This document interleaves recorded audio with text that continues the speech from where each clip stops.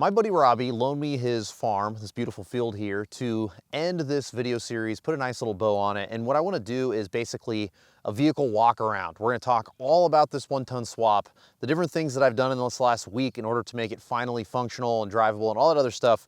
But what I want to do is do a walk around because this project has been a hodgepodge of build a bumper and then work on the suspension and whatever. So we're just gonna go through it nose to tail. So all of you that have only seen part of these videos and ask me questions all the time about this rig, you will now know exactly what I know. We're gonna do this trail recon style, and we're just gonna basically go from section to section, and we're just gonna cover everything that is in frame.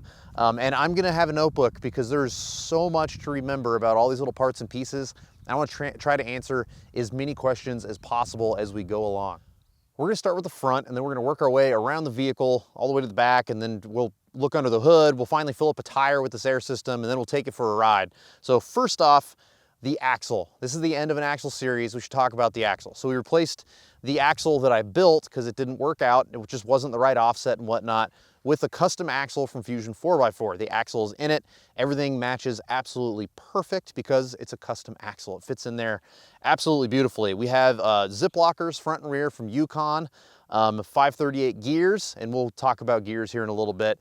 And let's see, what else? We've got the steering is for a kit that I got from Barnes 4-Wheel Drive. It's just a do-it-yourself kit, so cut, weld, bend, all that stuff yourself. And I plan on changing the steering. I've got another build-it-yourself kit from Barnes because there's some things that I don't like about the way I did it the first time that we're going to change later on. But right now, I'm just driving it, making sure everything works. So the shocks are Bilstein shocks. These are the same shocks, the same style shocks, same model and everything that came on this truck whenever I bought it. And I just wanted to replace it with something that was equivalent because it rode actually really well before. And so I contacted my friends at Bilstein, told them exactly what it was, wrote them the part numbers and everything. And then I told them the weight changes we're gonna make, and they valved them specifically for this vehicle. And to be honest with you, it rides really good. It's super soft, but it rides really, really good. The brakes are from Power Stop, and this is like a Super Duty Dana 60 towing brake setup. And the thing, it stops well, but it still feels just as mushy as it did before I put all these big heavy duty brakes and all that stuff on there. So I think that I don't have enough power from the master cylinder or the booster because it didn't stop great with the stock axles and stock brakes, and it stops about the same now. And I was expecting for it to stop better. I actually have in my shop an LR4, which is the 4th generation of the Discovery. I have an LR4 brake booster, master cylinder, all sitting ready to get installed in this. So whenever I have time, I'm gonna upgrade it to the LR4 version because my mom has an LR4 and the brakes are humongous. It's got huge pistons in there. It's definitely using more fluid than what the OEM Disco 2 did. So I'm hoping that by swapping in the LR4 stuff, it's gonna make it stop a little bit more sudden. But honestly, it doesn't have a stopping problem. It just doesn't stop very like abruptly. If you really mash it down, it's real slow to stop. But if you're just driving and you're just braking and going as normal, you don't even notice at all that there's a difference. It feels factory in some ways. The front springs are lift springs that came with this Discovery. I don't know what the brand is or anything. It was already lifted when I got it, and then I just put spacers and whatnot underneath the lift spring where it mounts to make it to where it's the height that was gonna work for me. I didn't wanna go and figure out what the spring rates were and order new springs and all that. I just wanted to make work what I had, and so that's the story on the front springs. This front bumper is custom made. So it was custom made by the previous owner, or they paid someone to custom make it. I liked the shape of it enough that all I did was add a bull bar in the front just because I'm in a phase right now where I like this look. So I added the bull bar, and then I cleaned up some of the craftsmanship because they had some really big grinder gouges and whatnot. And I have a video of that. I mean, I have a video of all this stuff. And I'll link like a whole disco playlist in this video. But anyway, I cleaned it all up, I repainted it, and that's the story on the front bumper. It is an absolute custom job. From the side of this Discovery, you can see a big, beautiful rooftop tent. Honestly, the rooftop tent, this specific one really helps make this look like an Overlander. It's the perfect size for the Discovery. It's the perfect shape for the Discovery, and it's huge when you open it up, making it to where I can fit my whole family in there. So, I mean, I just couldn't have gotten luckier to be working with Hulls off-road gear, because this thing is outstanding. I built the rack from scratch. Again, there's a video. I'll put it all, it's all gonna be in a video playlist. So if you wanna see how I built the rack, I built the whole thing from scratch. And the rack was one of those things I knew was a little bit radical whenever I built it, as far as the way it looks and the flares where I put them and all that other stuff.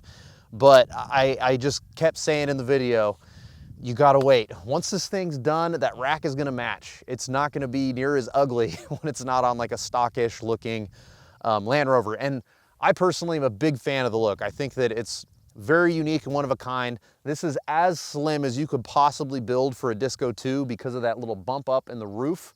And I don't know, I'm a big fan of the way it turned out. And maybe I'm partial because I built it, but there's no other one like it in the world. So I'm happy. These slides are custom, and the step that was built into the slide from the previous owner didn't have any center support. So the first time I took it on, we did like the top half of the Rubicon when we were camping, and I destroyed them like really quickly. So I wanted to build something that reflected my style a little bit more. And so the sliders had already been there, and it was perfectly good, usable material that was existing. So I didn't want to reinvent the wheel. And all I did was hack off the old bent step and built my own. And this isn't going anywhere unless I get like T-boned or something like that. This is a super solid step. And I know that I can lean into that step on a rock or a tree or a stump or something, and it's not going anywhere. That thing is solid. These gull wing windows are completely custom, of course. This is something that I built in a video. I know a lot of you guys saw it because it was super popular when it came out. And so far, everything seems to be working well. I think there's some things that I want to change in the future. Right now, I don't want to change anything. Right now, I just want to do the bare minimum to get this on the trail because I'm so excited to use it. But in the future, there's some fine tuning. And one of the things I want to fine tune is some of the details about the gull wing windows. I'm not in love with the latches, and I think I want to go like 1 or 2 sizes thinner in terms of the material that I used, because it's just so rigid that it doesn't want to take the shape of the Discovery very well. So I think I'm going to try to use like 1/8 inch or something like that. So far, I haven't had any like leaks or dust getting in there, but this latch, you can like see through it. So I know that on a hard rain, there's no way water wouldn't get in. But it's been in my shop being worked on for a year. So it's something I haven't had to address. In the near future, it's something I'm gonna have to deal with. But like I said, right now, I'm just excited to be able to use this thing. The rear corner armor is it's a chunk of aluminum. I think it's an 1/8 inch, if I remember correctly. And yeah, again, it's in the video, or in the videos that I made on this Discovery. The rear corner armor is gonna be in the rear bumper fabrication video. So if you click on that, it was kind of a long series, but that rear bumper took a ton of work, and I included things like building this rear corner armor into it. So if you wanna see how I did that, just click on that series of videos. These suspension links are from Barnes 4-wheel drive, and these are big, heavy-duty links. The tube, the links, the bolts, all of it came from Barnes in a kit that you can cut and build yourself, and that's exactly what I did. So I've got links for Barnes 4-wheel drive in all of my videos, and if you use coupon code DIRTLifestyle, you'll save some extra money. And I partner with these guys for tons of projects. There's a lot of stuff coming in the future that you're gonna see more Barnes stuff, because I'm a big fan of that company, and I could not be happier with how heavy duty these links are, and I can't wait to get out and like really flex it out and see how everything performs off-road.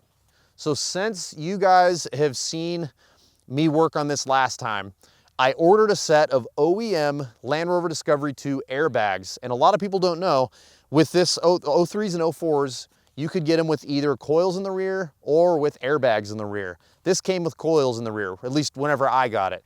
So what I did is I ordered a set of OEM airbags for the rear, and I wanted to see if I could adapt that to this somehow. Ideally, I want airbags that are gonna work in conjunction with coils, because then if the airbags ever fail, the coil will still suspend the weight of the vehicle and get you out of there.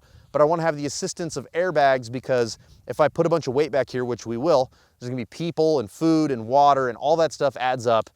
I wanna be able to level this thing out and make it to where it's not just sagging down in the rear. Also, if I can control those airbags independently, then it'll make it to where I can lean when I'm on the trail.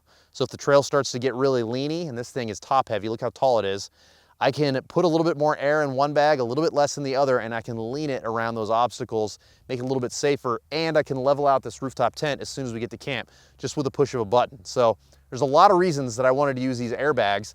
And these airbags, I have never seen this configuration. I talked to some other Land Rover people, and they haven't either. What I did is I put the OEM airbag inside of this lift coil. This lift coil came with the Discovery. I don't know what brand it is or anything else, but it fits in there perfect. And so it makes it to where we can use both in conjunction. I didn't like the amount of travel I was getting out of the Firestone airbags that I had in there before. Those are basically just made to like stiffen a little bit and help you support a little bit extra weight, but they only went to 35 PSI, and supposedly these are rated all the way up to like 105, and they're made to have travel, giving me a lot more ability to flex around that obstacle like we were just talking about. So at the end, you guys are gonna see, it's really cool. The airbag thing is super, super dope. And once we do this little walk around, we'll fire up the air system, we'll turn on the airbags, and you'll see how much travel we have.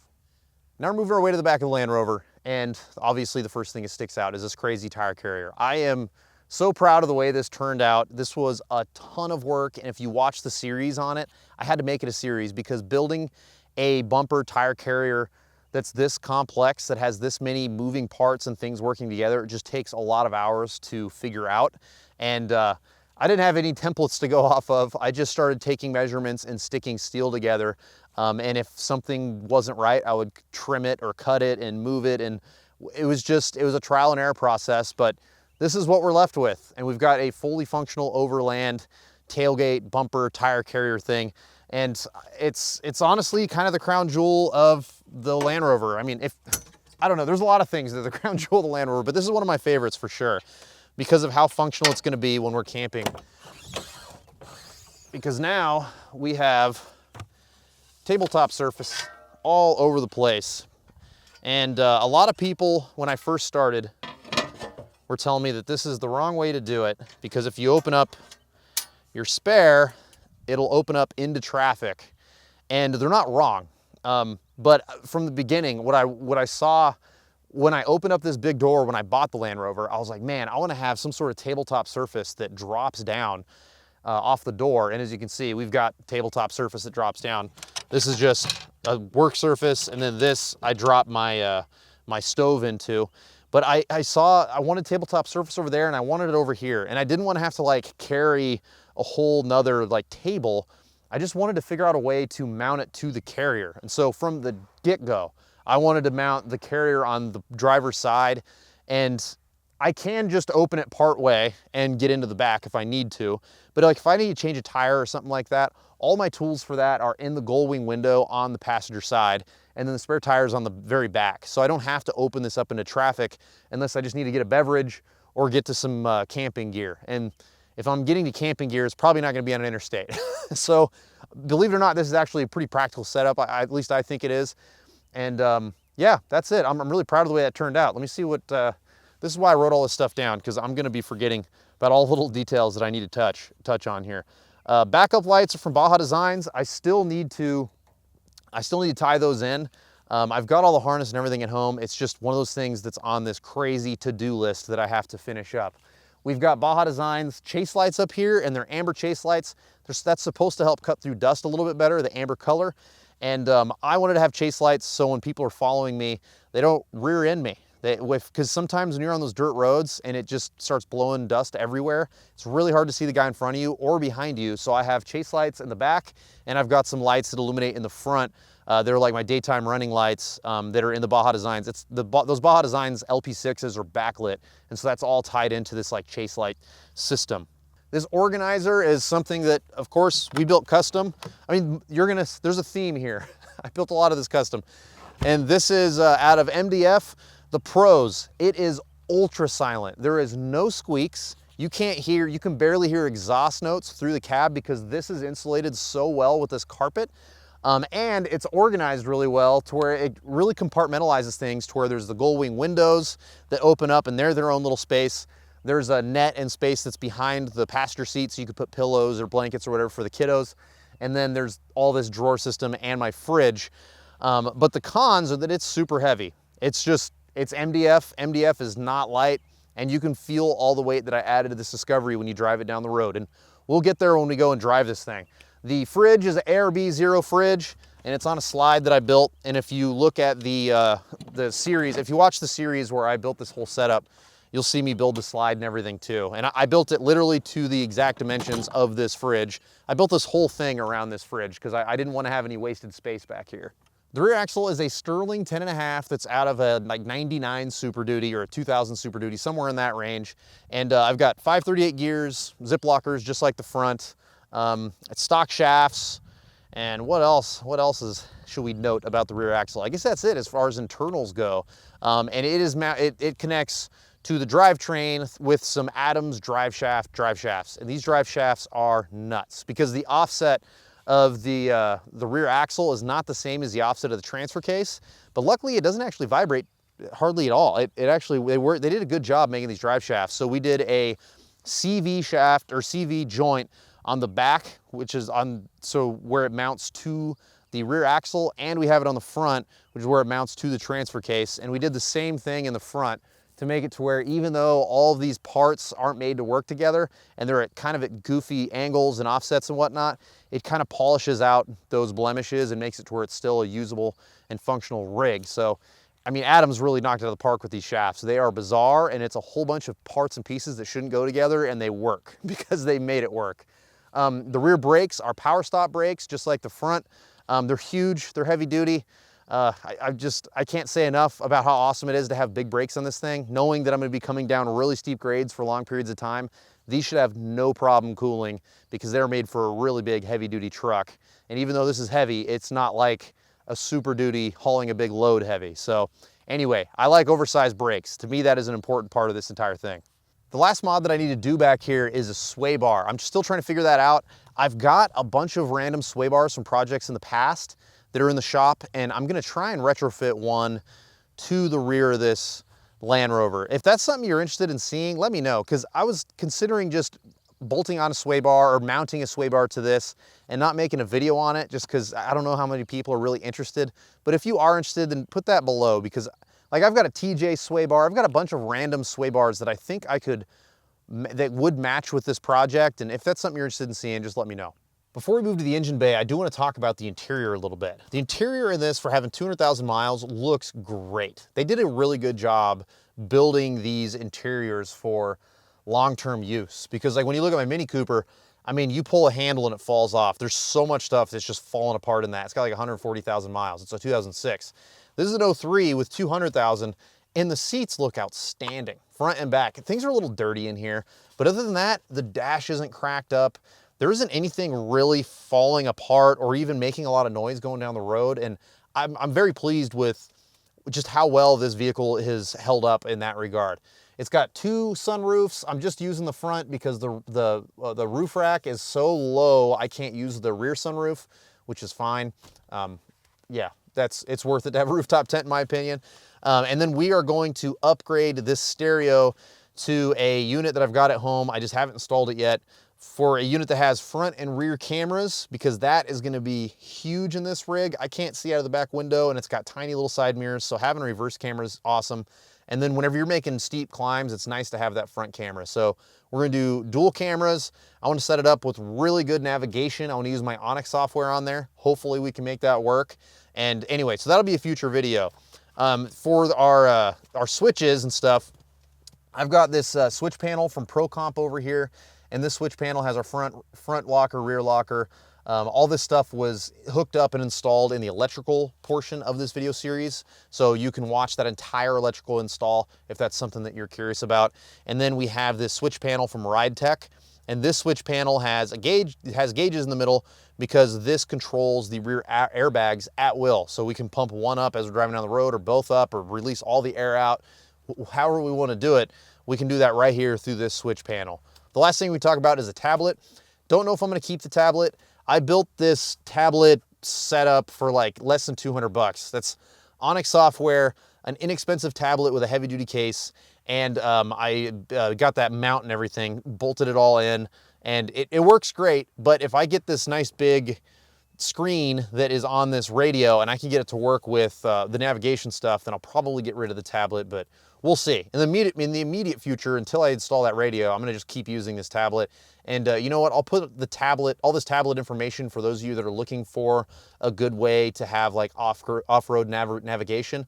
I'll put all this stuff, including the mount, in like an Amazon shopping cart. Now that we're under the hood, this is a perfect time to talk about today's sponsor, and that is Techron. Techron makes some killer additives, and this is one that I use in all my high mileage vehicles. It just says it right there, high mileage. And today specifically, I want to talk about dilution, because this is something a lot of people don't think about. I see people ask questions online, like in Facebook groups and whatnot, like if you use too much of an additive, can it hurt your engine or hurt your fuel system or anything like that? And the short answer is no. You could theoretically, if you have such a high detergent and your system is so dirty, you could maybe plug a filter or something like that. But the main issue you could run into if you use too much of a product would be dilution. And that is, I think that's the right way to say that word. The root word is dilute. If you dilute your fuel system too much, it's gonna make it to where a product like this isn't giving you a negative effect in your engine's performance. However, the lowered octane rating of your fuel, because it's being diluted, will impact your engine's performance. So I hope that makes sense. What's gonna happen is if you buy 89 octane, you put 5 bottles of these in here, whereas they recommend 1, you're diluting your fuel. And so you're gonna make it to where that 89 octane rating starts to drop. Your knock sensor is gonna sense knock because the octane is lower. It's now gonna pull timing. You're gonna reduce your engine performance. You're gonna reduce your fuel economy and whatnot. And all you gotta do, just read the back. These always tell you exactly how much they need. These products are great. I've been using them for a while, and this is exactly what I use in this vehicle right here. The sun's starting to come out, so if you see me all squinty and stuff, I apologize. We're outdoors, so, and the wind's starting to pick up a little bit. Anyway, under the hood, we've got 2 compressors. I think it's crazy that people mount compressors inside the cab. I mean, if I've got the kiddos and the wife and whatnot in there, and they're waiting for me to air up, I don't want them to have to just like listen to these super loud compressors in the cab. So I like the idea of putting them under the hood. Yeah, so that's why I put them underneath the hood. We've got 2 compressors here, both from Smittybilt. We've got one right here. The other one's underneath this other bracket. And these are Smittybilt 2781s. These are really fast by themselves, but I think that when we combine the 2 of them, it's gonna fill a tire pretty quickly. So today, as long as I remembered tire deflators, we will fill a tire just to see how fast it fills. Anyway, the tank is custom. I mounted it kind of like underneath our winch, and I made it kind of like a manifold and a tank. It's not super big, but it's got kind of a buffer between these things having to turn off and on anytime I need to use air. I don't want it to go from the compressor to the airbag. I want it to go from the compressor to an air tank, so there's a little bit of a built-in buffer between when I push the switch and when it needs to fire up that compressor again to help fill those bags. For those of you that watched the series where we built this air system, you saw us build a custom manifold to supply air to our lockers and to the rear airbags. And yeah, we built a bunch of custom stuff in that system. It's all tucked away. Everything's routed as cleanly as we possibly can. We do kind of have wires and tubes going everywhere, but this is the best that I could do under the circumstances. I recently added a bigger aluminum radiator. Supposedly these have huge issues with overheating. It's not something I've experienced yet, but it's not something I want to experience at all. So I put a big heavy duty aluminum radiator in here. I flushed the entire system. I just want to keep this cooling system as healthy as possible. I also replaced every single hose in the system to make sure that it doesn't burst on us when we're on the trail and then I overheat and cook something. So then we've got a custom intake. And I did this because I wanted to fit 2 batteries in here. This did not come stock with 2 batteries. I had to move a ton of stuff around, including the intake. And so I had to build this custom intake. This is just enough to get us by until I have time to design something better. I want to build a box, and then I want to do a snorkel, but we're just not there yet. So for now, we've just got one of these cheesy filters with a pre-filter on it. And hopefully it filters enough to get us by until I have time to build a real air box for this thing. For the electrical system, I wanted to use Optima because I have had outstanding luck with Optimas. I have an Optima in my house or in my shop that I bought when I was 19, and it still holds a charge. I still bench test stuff with it all the time. And so I've stuck with Optima in all my vehicles. I use Blue Tops because I like the extra terminals. This is like a marine style starting battery, and the extra terminals make it to where it's super easy to add accessories and not have all your accessories just come off of like one thing. The reason I didn't go bigger than this, because when I talked to Optima, they recommended that I go with a larger battery, is because of height. This is as small as I could get it because of where the wheel wells are located and because of where the rest of the stuff is located. And so I can't go a half an inch higher. This is as close to the hood as I'm comfortable with. And so it's just that simple. They're not huge deep cycle batteries, but they are deep cycle enough that this is the battery that's gonna basically be the house battery. It's good enough that it should be able to run my fridge all night, no problem, and those are gonna be my requirements for it. So anyway, that's the whole reason that I decided to go with a little bit smaller battery here. Our coolant reservoir is all aluminum. This is something we built in-house, and so far it seems to be holding fluids where they need to go. This used to be plastic. I didn't want to have to deal with the reliability of plastic splitting because it was old plastic, and when plastics get old, they love to split at random times. And so we got ahead of that problem by building one out of aluminum. With the power steering reservoir, I wanted to do it for the same reasons, but I also had to relocate it off the fender because we put a battery, a compressor, and an intake there. So we had to relocate it onto the engine. That's where the ACE pump used to be. I built this to mount into the ACE pump mounts, and I built it bigger so it holds a little bit more fluid, which is always great. And so far it seems to be working just fine. The last thing we want is for the plastic reservoir to split. We don't have power steering and we can't turn these meaty 37s, which actually reminds me that we forgot to talk about the wheels and tires. The wheels are from Mamba Off-Road. I'll put links to the wheels and tires in this video description. I think it's like an M19, I believe, is the style. It's 8-on-170, which is the Super Duty bolt pattern. And the tire is a 37-1250 R18.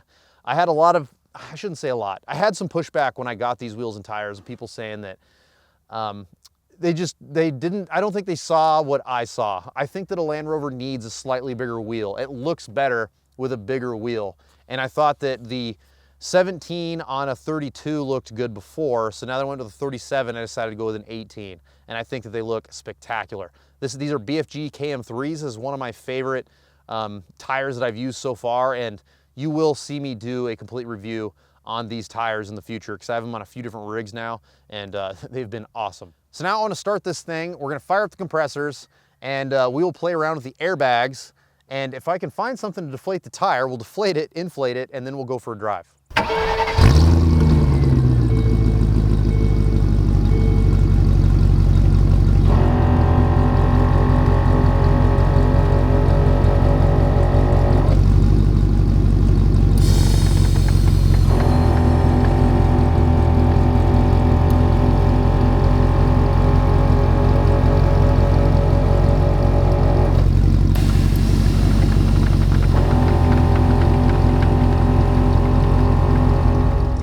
A couple questions I know I'm gonna get.